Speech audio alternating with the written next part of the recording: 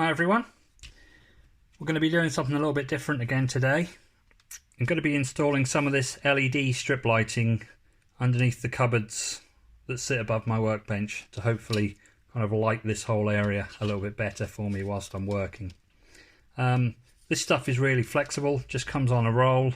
It's 12 volts and you just measure the length you want and literally cut it to length with a pair of scissors. You just cut across these the little copper strip points. They're marked with a sort of picture of a pair of scissors. It's a little bit difficult to make out, but you just literally cut them off. And then they've got a sticky backing on them, which you can peel off. It's not going to want to come off now, is it? You have to take my word for that. There is a sticky backing on it you can peel off, and then you can stick it onto a flat surface. You just have to solder some leads on the end and provide 12 volts of power. So I'm going to be taking you through my design process. We're going to be designing some 3D brackets. I'm going to go through how I do that in CAD. Then we'll put it through the slicing software and print them out. And then finally we'll install them under the cupboards and we'll solder up the connections and get this thing working. So let's dive into it. It's a little tricky to film underneath the cupboards, but I'll try and show you the brackets. I've installed the first two on this first cupboard. So there's the first one there, the grey bracket. You can see that's just held in with 2 screws. And then if we have a look around the other end, this end of the cupboard, we've got another one there. So that's just where I'm going to sort of string the LED lights across from one bracket to the other. Ideally I would have liked a complete long strip, but I didn't have anything long enough to reach from one end of the cupboard to the other, so I thought I would just literally string the lights across there. If I pull them tight, hopefully they'll stick on there quite nicely. Okay, so this is actually quite a pleasant surprise. I was trying to get a bit of video footage of the brackets printing out, but I've come to the printer and found that the last one has actually finished printing. So we can peel this off here now. Should just come off. I think it's literally just finished, so maybe it's still a little bit warm. Yeah, it has come off okay. So we can go ahead and get this last one screwed in.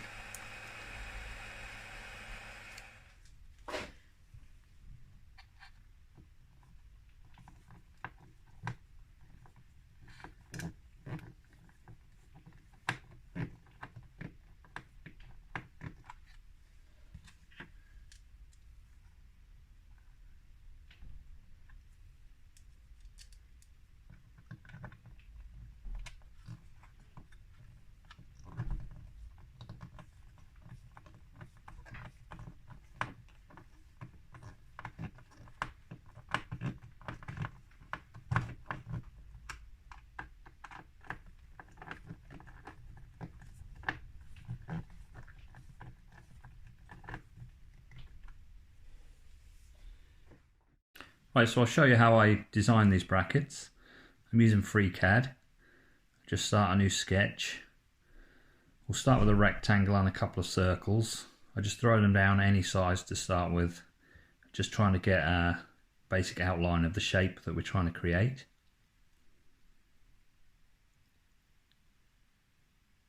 So this circle here will be the hole for the power socket. We need that to be a 13mm hole, so if we put in a 6.5mm radius, that should give us a 13mm diameter. Then I'll just constrain these circles so that they're on the center line.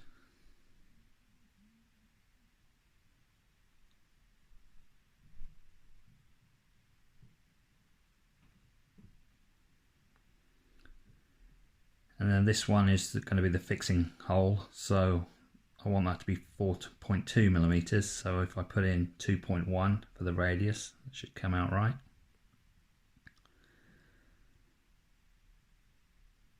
And then I'll just set the distance between the two holes.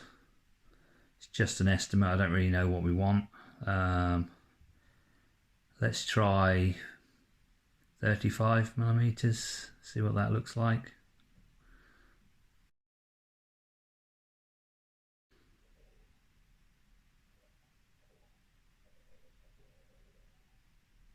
And I'll set the distance to the edge of the part to be 10mm. Maybe that's a bit close. We'll increase that to 12. I'll set the overall width of the part to 50. And that's a bit close to that hole. Let's increase that a little bit. Let's try 55. That looks a bit better. And then for the width of the part, probably go about 20mm. Yeah, that looks about right.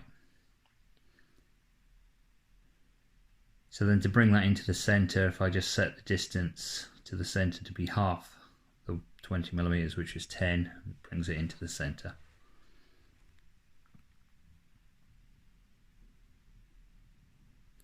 And then finally, if I just constrain the edge of the part to be on the center line, that's turned green. That means it's now fully constrained, so we're good.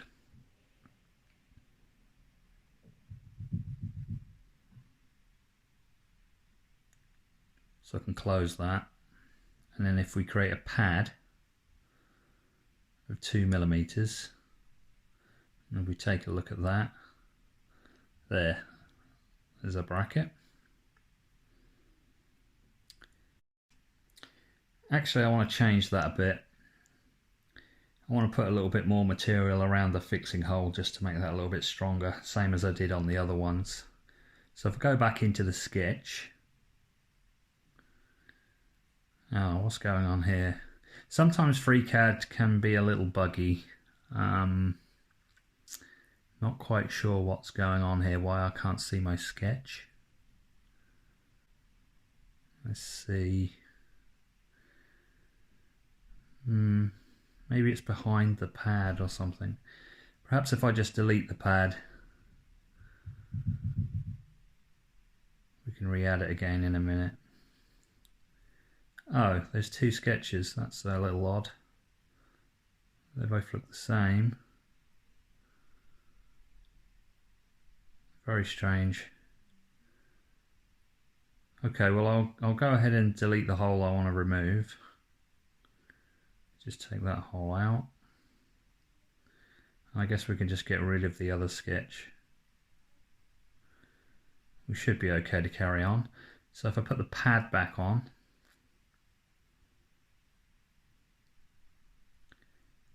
there, that's where I want it to be. Now, I select this face, create a new sketch on that face, put the circle back on, but I'm going to make it a little bigger. If we go about 10mm, so half of that would be 5mm for the radius.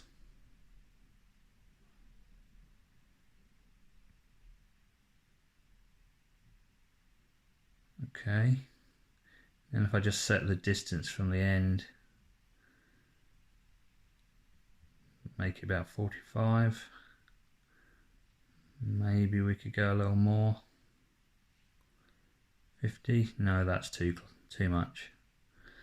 Okay, let's do 46. That'll do.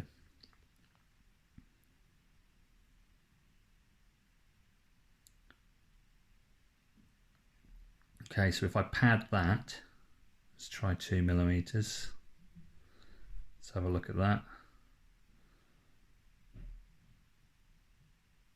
It looks a bit too much. I wonder what I did for the previous ones. Yeah, that looks a little too much. Let's change that.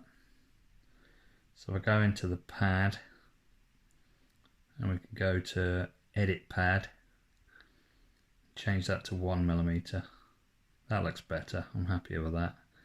Okay, so if I select that face and create a new sketch on there, put another circle on, that'll represent the hole. If we constrain that to the center line, and then we just need to set the distance to be the same, which was 46. There. Now if we create a pocket, it will actually create a hole. It's gone right through the part. So that's what I wanted. Now I wonder if I should fillet the corners, just round the corners off a bit. Don't need to, but I wonder what that would look like. So if I just select this line,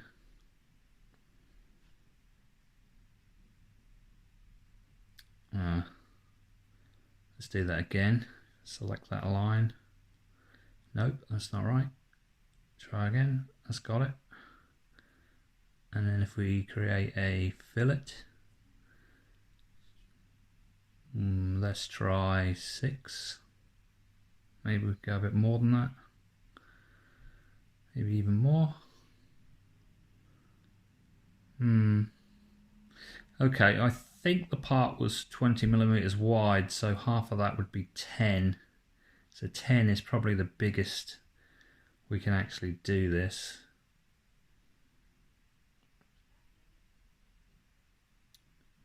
Let's try that. I'll just go into the sketch and just double check that we did make this 20mm wide. Yep, it was 20mm wide. Yeah, so 10 is the biggest we can go. Now it's a little tricky to select the other side because we can't see it. So a little trick is to slip into Inventor navigation and just pull the part around, and then go back into CAD navigation to actually select the line.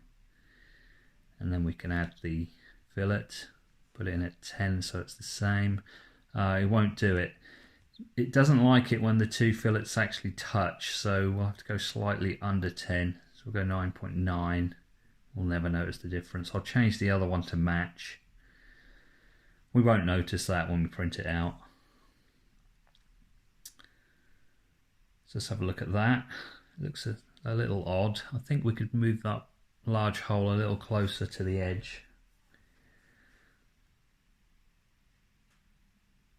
So if I go back into the sketch, just adjust this dimension, change this back to 10,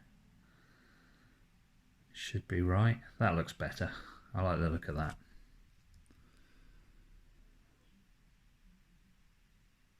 Okay. Yeah, much better. So that's about all I want to do with that, so we'll save that.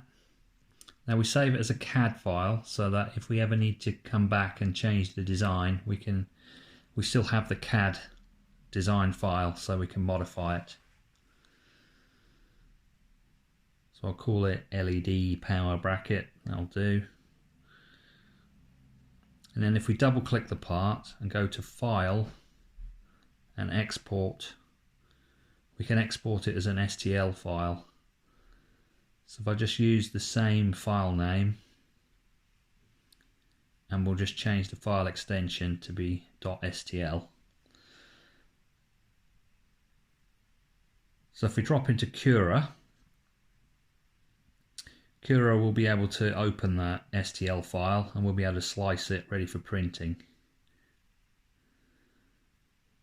Just select the file.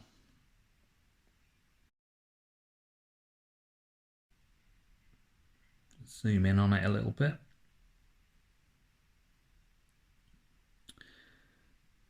Now I could just slice this. I'm already happy with my settings because they're exactly the same as the previous parts I just printed out.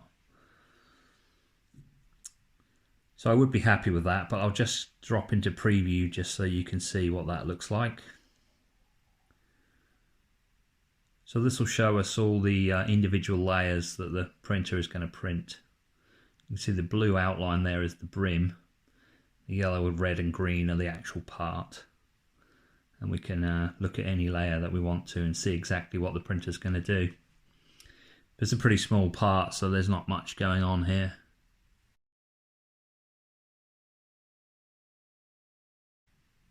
So now if we save this, we actually save this now as a G-code file, which is a file format that the printer can read. So we actually have 3 files here. We've got the CAD file, and then the STL file, and then the G-code file.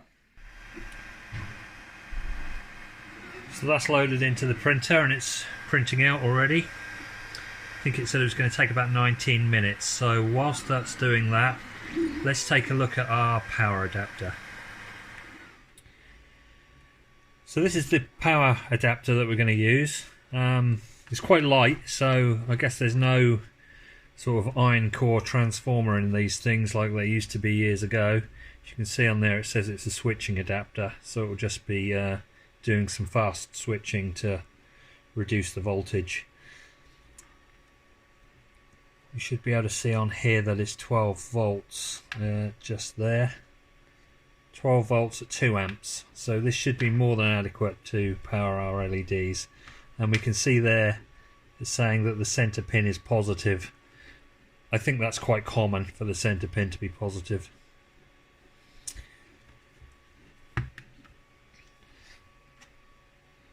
Now I could just cut the cable off of here, and so I could just cut the plug off the end of this and solder these wires directly onto our LED strip, but I think it'd be quite nice to keep this power adapter. We might want to reuse it on another project, so I'm going to keep the plug intact on the end. So what I'm going to use is these little things here. They're designed to fit into a panel or an enclosure. They've just got a nut on the back, threads on there, so you can just poke these through a hole in an enclosure and then fit the nut onto the back to secure them in place. So I'm going to make a little bracket to mount this onto. We'll take a look at that in a minute. What I want to look at here is these connections on the back. Strangely, there's 3 connections on the back. I believe we've only got 2, a plus and a minus on our power supply. Looking at the pin down there, I believe that this larger one is probably the center pin, and I'm guessing this one down here is the other pin. If we look inside here, we can actually see, I don't know if you can see that, just at the bottom there's a piece of metal which I think will make contact with the outer side of the plug, and the center pin obviously goes down the middle. So I'm not quite sure what this 3rd connection here is in the middle. Maybe somebody knows what that's all about, but I'm thinking it's these 2 here that we want, and I'm guessing the larger one is the positive and the smaller one is the negative. But just to be sure, I'm going to plug this in and put a voltmeter across it and just measure it and check the polarity. Okay, so I've plugged it in and I've got my voltmeter here ready. I've set it to 20 volts DC, that's just above the 12 volts we're going to measure. If I stick my black lead where I believe the negative will be, and my red lead where I think the positive will be, you can see we've got just over 12 volts, 12.2, and there's no minus sign on our display, so we've got the polarity correct. So those connections are as I believe them to be. So the printer's finished printing our bracket, so I can now attach this adapter through here. That just fit perfectly in there. Let's pop the nut on.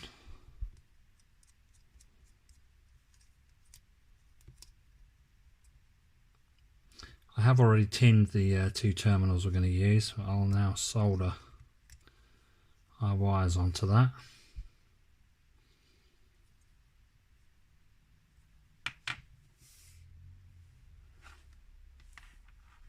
So there, I've soldered the wires on.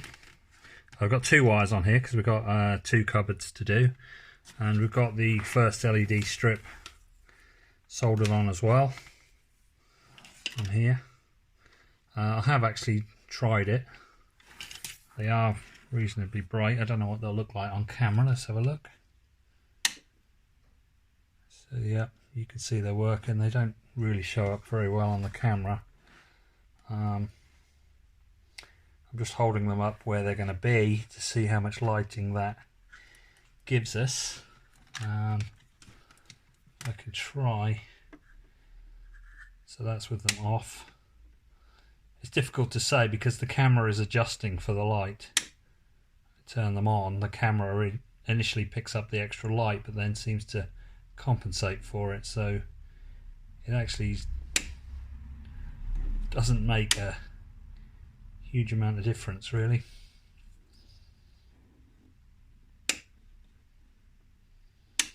It is making a big difference. It is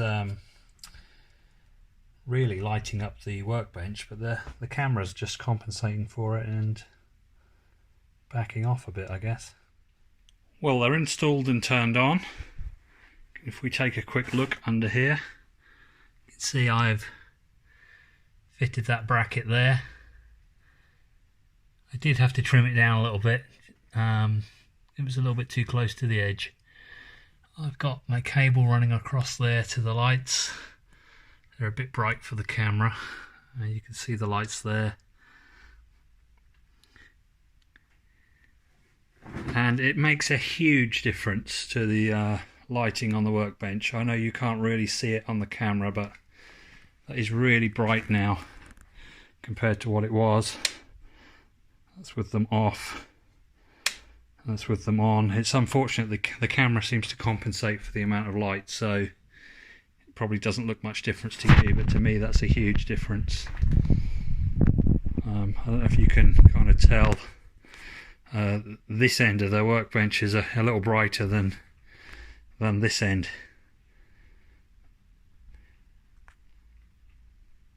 But to me, that you know, that's a huge difference.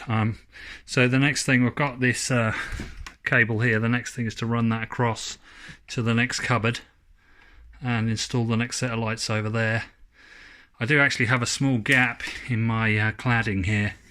That's just where the wood has shrunk over the years. So I'm going to utilise that and run the cable through there. It's a bit nasty, but it's low voltage. It's only 12 volts. I don't think that'll be a problem. So let's get on with the second one. All we do with this LED strip is it is important that you cut them on the marks. If you try and cut them off, say in between the marks anywhere along here, then you kind of run the risk that some of these lights won't work. And all we do literally is just cut through it with a pair of scissors. I've got a pair of snips here. I'm hoping that's going to be just as good. Scissors are actually better. And then we just solder our wires on. We just have to observe the polarity. There's a little negative there.